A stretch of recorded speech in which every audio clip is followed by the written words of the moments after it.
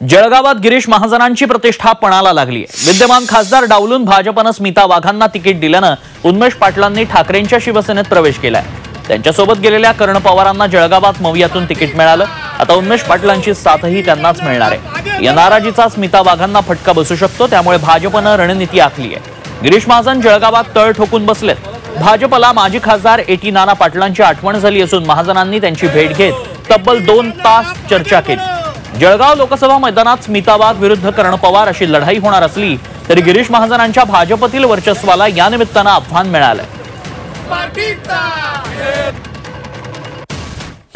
तिकिटाची मागणी मी पण केलेली होती, परंतु शेवटी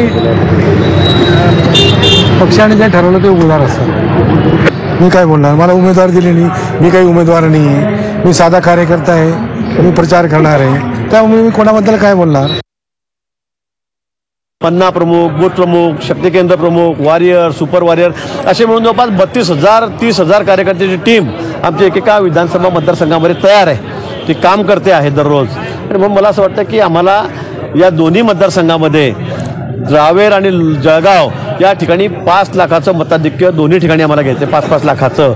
आणि ते सहज शक्य आहे, कारण मागच्या वेळेला आम्ही 5.5 लाखापर्यंत पोहोचलो होतो। तिकडच्या मतदारसंघात आम्ही 4.5 लाखापर्यंत पोहोचलो होतो रावेर मतदारसंघामध्ये। आणि आमचा हा संकल्प आहे की आम्ही 5 लाखाच्या वर सर्व मतदारांच्या भरोशावर, कारण त्यांचा विश्वास भारतीय जनता पक्षावर आहे, त्यांचा विश्वास मोदीजींवर आहे, त्यामुळे सहज शक्य होईल।